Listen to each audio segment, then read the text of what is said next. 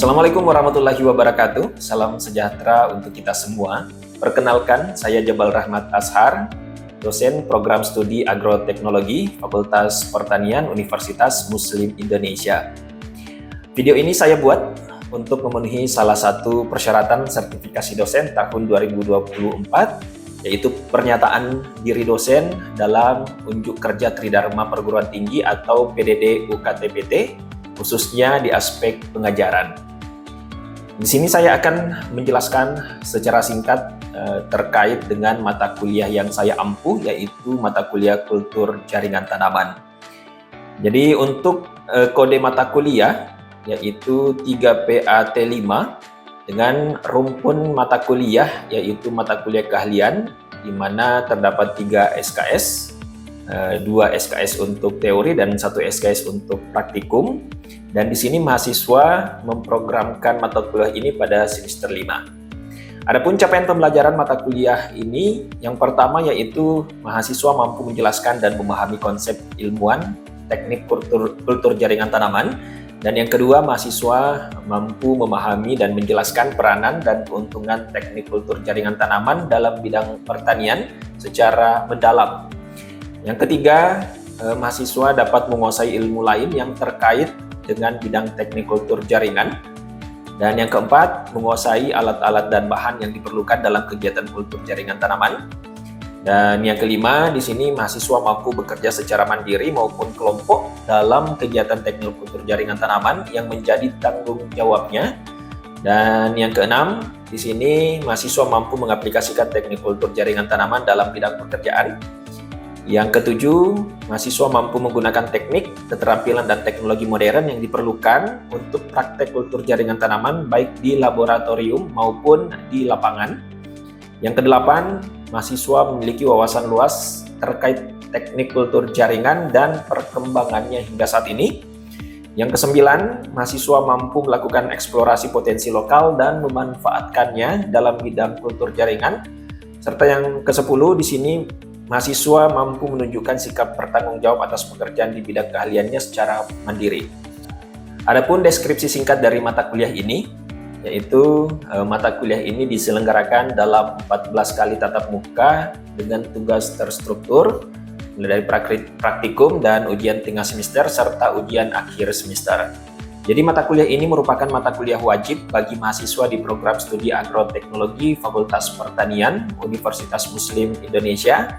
Dan salah satu mata kuliah keahlian yakni mengembangkan keilmuan dan keterampilan dengan cara melakukan pengkajian persoalan konsep dasar kultur jaringan, termasuk sejarah perkembangannya, keuntungan dan peranan kultur jaringan di kehidupan masyarakat. Selain itu juga ada manajemen laboratorium kultur jaringan, fasilitas laboratorium kultur, serta prinsip sterilisasi. Ada juga preparasi dan komposisi nutrisi serta media yang digunakan, teknik aklimatisasi, tipe-tipe kultur jaringan dan tujuannya, dan juga pengaruh internal tanaman sumber eksplan terhadap pertumbuhan dan perkecambahan jaringan. Selain itu juga pengaruh faktor fisik terhadap pertumbuhan dan perkembangan jaringan, kultur embrio, kultur jaringan untuk menghasilkan sifat baru, kultur protoplas dan fusi protoplas, dan juga aplikasi kultur in vitro.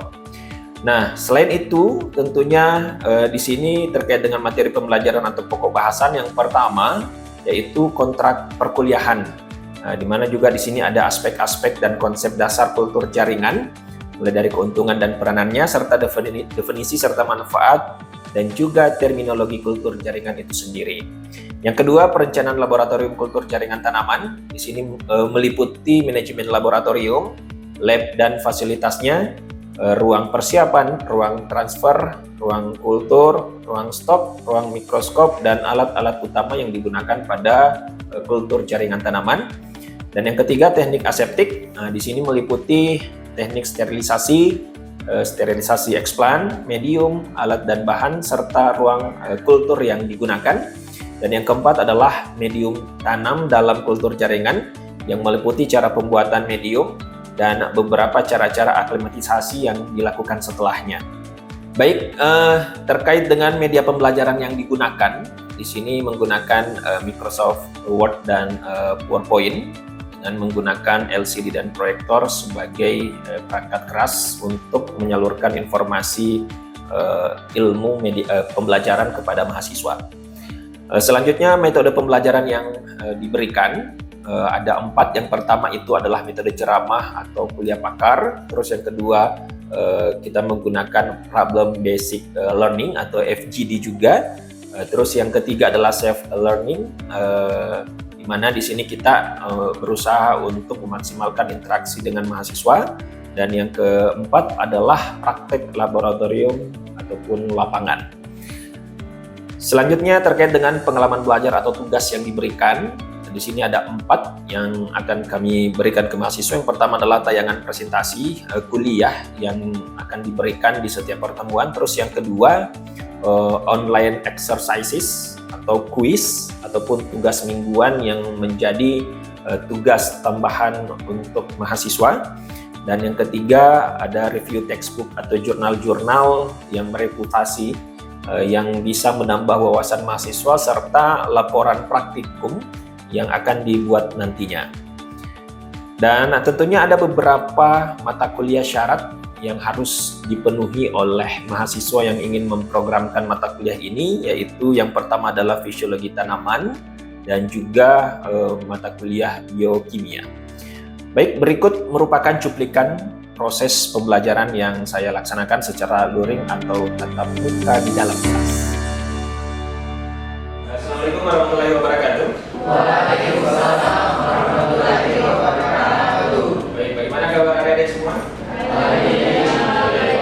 Baik, seperti biasa. Jadi sebelum kita mulai perkuliahan kita pada hari ini, kita baca doa dulu bersama karena ini adalah merupakan kebiasaan kita di UMI ya.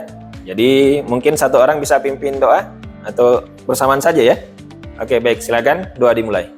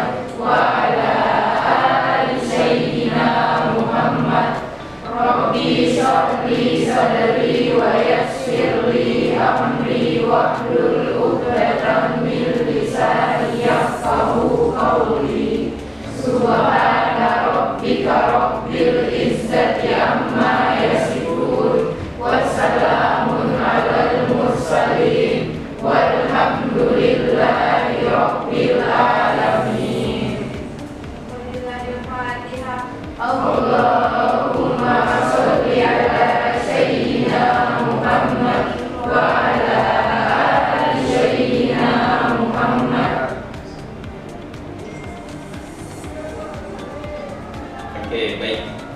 Sekarang kita sudah berdoa dan semoga materi yang kita dapatkan hari ini bisa bermanfaat untuk kita semua ya.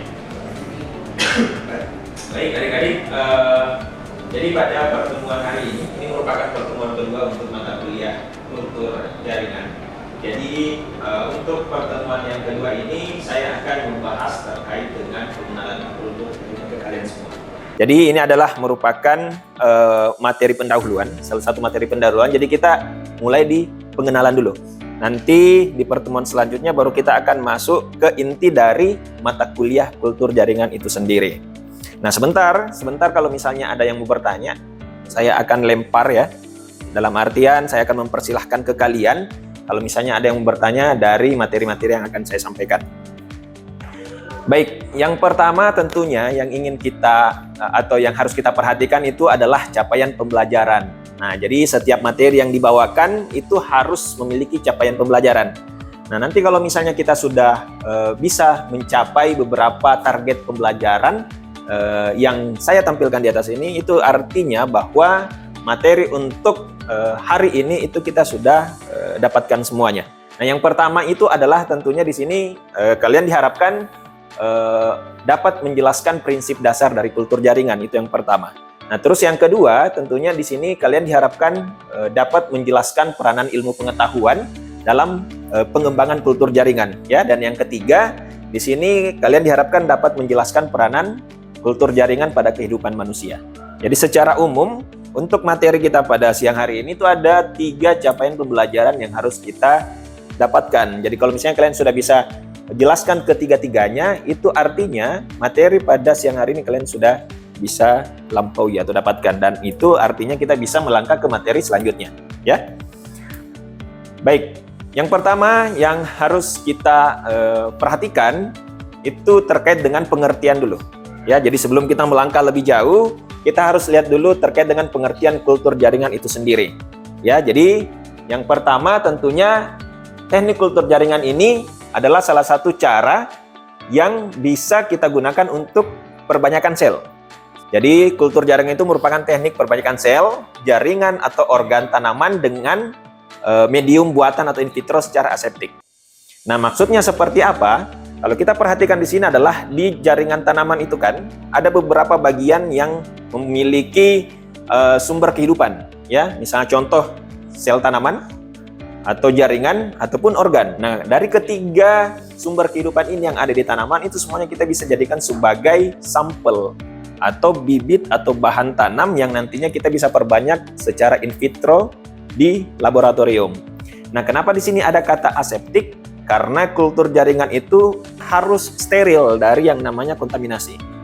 Kalau misalnya kalian contoh ya ingin melakukan penanaman eksplan dalam sebuah media misalnya, ya kalian tentunya harus steril dulu. Biasanya itu kita menggunakan alkohol kurang lebih 70% minimal ya.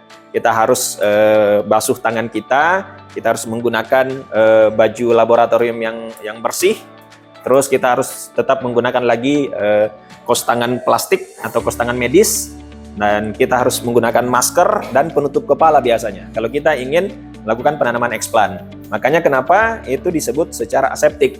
Nah, kalau in vitro, kan itu ada 2 ya, ada in vivo, ada in vitro. Kalau in vivo itu berarti kita lakukan penanaman atau perbanyakan di lapangan. Kalau di laboratorium, itu kita sebutnya in vitro. Nah, terus kenapa sel, jaringan, dan organ? Karena itu tadi, ini adalah sumber kehidupan dari tanaman. Dalam artian, kalau kita menanam jaringannya, itu bisa tumbuh. Kalau kita nanam organnya, itu juga bisa tumbuh dan begitupun selnya. Jadi kalau misalnya kita ingin melakukan teknik kultur jaringan, kita bisa melakukan perbanyakan dengan menggunakan sel, jaringan, atau organ dari tanaman yang ingin kita perbanyak dengan cara in vitro atau di laboratorium dengan cara yang steril. Ya, jadi seperti itu ya, dari sampai sini paham kan? Nah, ini sedikit sejarah ya. Jadi itu definisi umum dari kultur jaringan. Sekarang kita mencoba untuk masuk ke sejarahnya dulu supaya nanti kita bisa tahu seluk-beluk terciptanya ini kata kultur jaringan dan terciptanya ini mekanisme perbanyakan itu sendiri. Nah, kalau misalnya kita lihat perkembangan ya, perkembangan dari kultur jaringan ini mungkin bisa dikatakan urutannya berbeda-beda ya, karena tidak ada yang tahu persis kapan mulai muncul ini teknik kultur jaringan.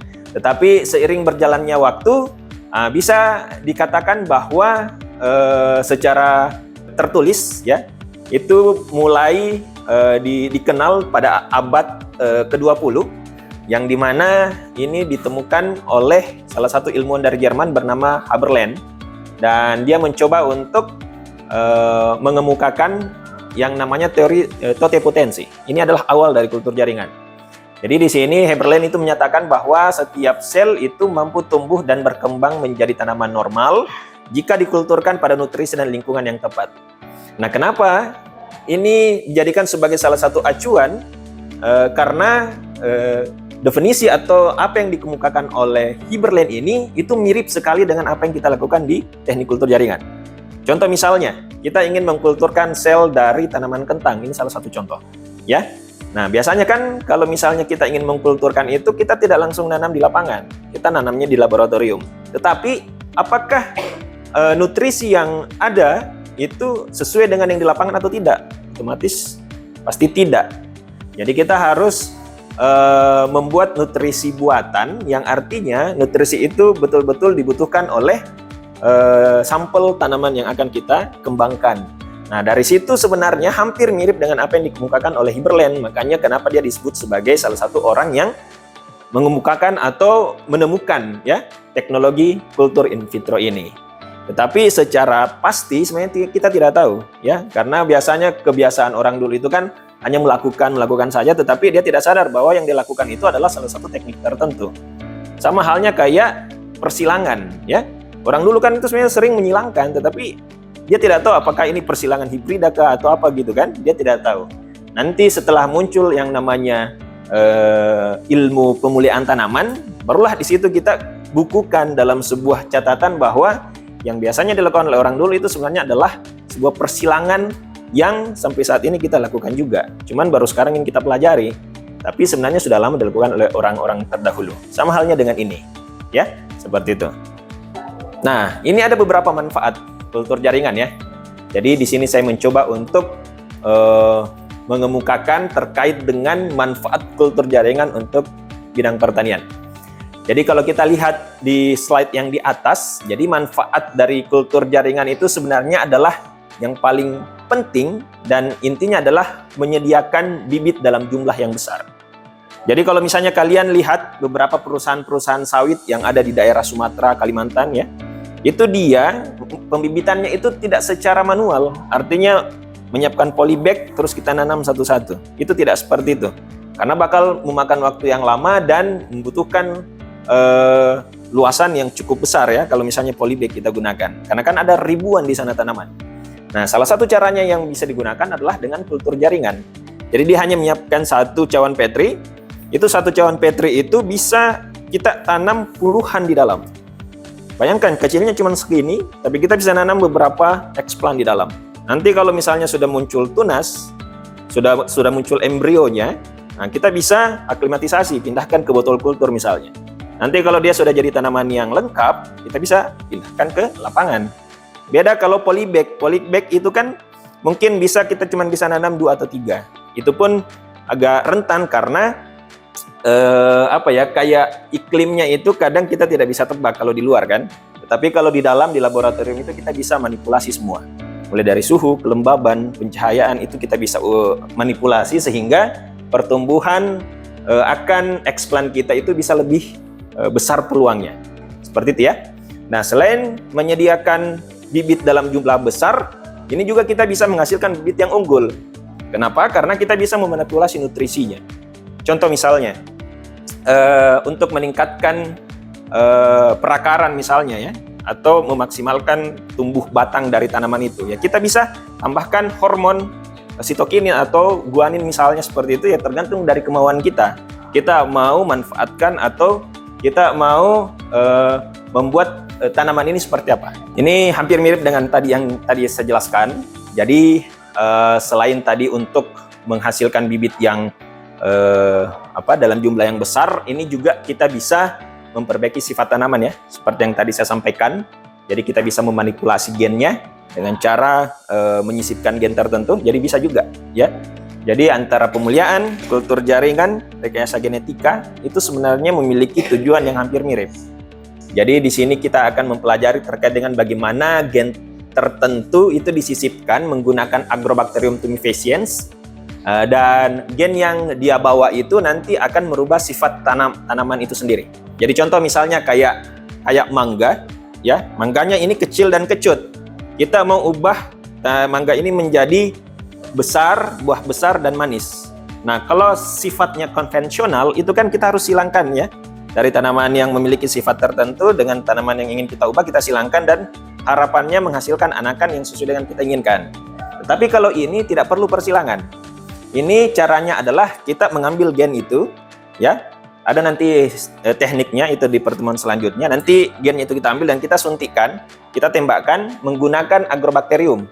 Jadi bukan lagi tanaman ini yang kita silangkan, tetapi hanya gennya saja. Setelah itu kita tembakkan dan harapannya gen itu akan menyisip masuk ke tanaman yang ingin kita ubah. Nah, ini juga kan tadi kultur jaringan untuk tujuan atau untuk bidang pertanian ya. Ini untuk tujuan pengobatan. Nah, ini sebenarnya saya tidak terlalu masuk ke sini, cuman saya hanya ingin memperkenalkan ke kalian saja bahwa kultur jaringan itu tujuannya bukan hanya di bidang pertanian saja, tetapi di bidang yang lain pun itu bisa. Jadi termasuk dengan tujuan pengobatan. Oke, sampai di sini Ada yang mau bertanya? Silakan. Siapa? Ya, silakan. Perkenalkan namanya ya, sama stambuknya. Terima kasih atas kesempatan yang telah diberikan. Ya. Saya atas nama Adil Reski dengan NIM 0822022005. Pertanyaan saya itu, bagaimana perkembangan kultur jaringan di Indonesia pada saat ini? Oke. Sekian. Baik, terima kasih banyak, Idil.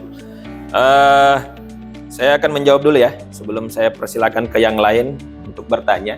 Jadi terkait dengan perkembangan kultur jaringan di Indonesia saat ini sebenarnya cukup pesat. Kenapa? Karena hampir setiap perusahaan-perusahaan besar di Indonesia yang memiliki kapasitas pertanaman sampai ratusan hektar, seperti yang tadi saya sampaikan, itu menggunakan teknologi ini. Dan itu memang terbukti membantu dalam hal penyediaan bibit dengan skala yang besar. Nah, kalau misalnya kalian nanti ada kesempatan untuk jalan-jalan ke salah satu perusahaan sawit ya, saya sebut saja namanya PT Smart ya, di sana itu dia ada laboratorium. Kalau kita sudah masuk di situ, itu semuanya itu laminar airflow di dalamnya. Kalian tahu laminar kan? Nah, jadi laminar airflow itu digunakan untuk melakukan teknik penanaman eksplan. Nah, di situ kayaknya kalau saya tidak salah ada ribuan laminarnya. Bayangkan, ribuan laminar ya yang dimanfaatkan untuk menghasilkan jutaan bibit. Nah, ini kan luar biasa.